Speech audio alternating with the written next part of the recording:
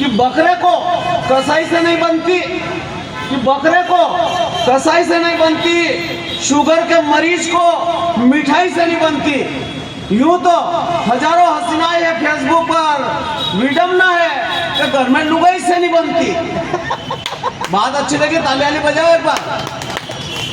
हालांकि मेरी खुद की नहीं बनती, दूसरों की क्या कहूँ साहब, और मेरी क्यों नहीं बनती वो भी बता देता हूँ मैंने एक दिन मेरी लुगाई ने मेरे से कहा कि मैं रोज रोज मंदिर जाती हूँ, रोज कृष्ण भगवान की पूजा करती हूँ, काश कभी मुझे भी श्री कृष्ण भगवान के दर्शन हो जाए।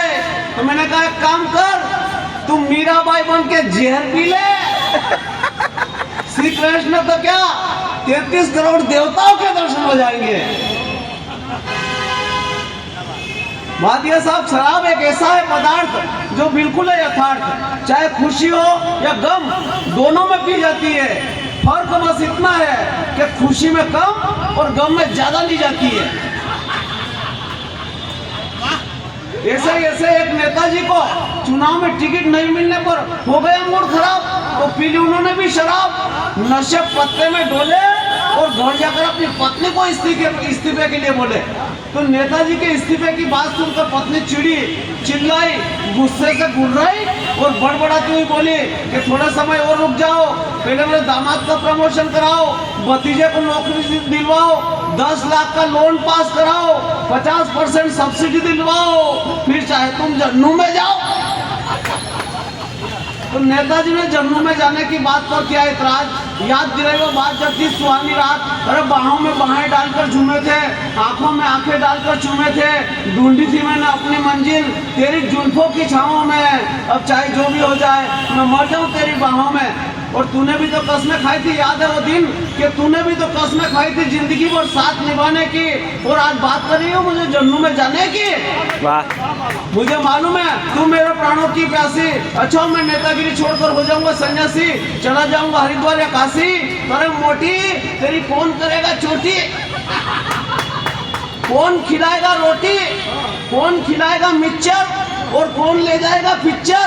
तो पत्नी ने बीच में ही टोका और बोली, अरे प्यारे ससुर के प्यारे, सासू के दुलारे, अरे दुनिया के राज दुलारे, तू है सत्यानाशी, नेतागिरी छोड़कर हो जाएगा सन्यासी, चला जाएगा हरिद्वार या काशी। तो अपना आने वाले बच्चों की टीम का सारा कौन करेगा, और टीवी फ्रिज कूलर की बकाया किसके तेरा बाप भरेगा। पति घबराया, गिड़गिड़ाया, दबे पाँव कमरे में आया, बोले अरे मेरे होने वाले बच्चों की मैया, तेरे पढ़ू में 10 बार पैया, मुझे क्या मालूम था मेरे प्राणों की प्यारी, हो गए तेरे भी पाँव भारी। तो पत्नी ने उसे उठाया, अपने गले लगाया और वापस में दोनों में प्यार हो गया, और इस तरह उनका जीवन वापस सुखी संसार हो गया, वापस सुखी संसार हो गया।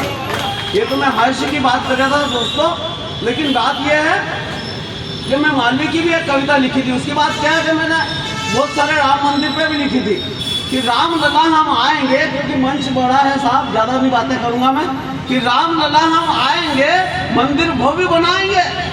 लेकिन कुछ विरोधियों ने, देशद्रोहियों ने, विपक्षियों ने ये बात ठुकराई और मंदिर भव्य बनाएंगे, तारीख नहीं बताएंगे, ये कहकर के बहुत हंसी उड़ाई।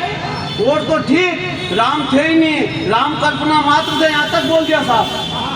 तब मैं कहना चाहता हूँ वास्तव में राम थे नहीं, राम कल्पना मात्र थे, लेकिन ये कहने वाला तो मर गए, लेकिन जवाब देने वाला भी जिंदा है।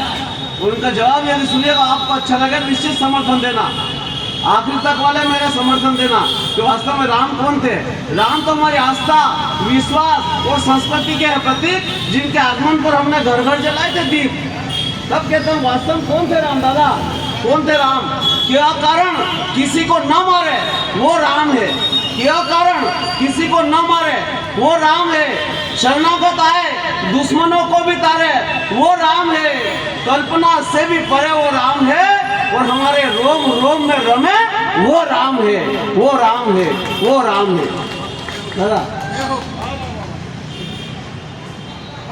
अरे मैं यूं कह रहा कि हनुमान जी के सीने में दिखे वो राम है, क्या हनुमान जी के सीने में दिखे वो राम है, केवट के विश्वास पर टिके वो राम है, दुश्मन भी जिनके चरणों में झुके वो राम है, और अपनी मर्यादाओं से कभी न डिगे वो राम है, वो राम है, वो राम है।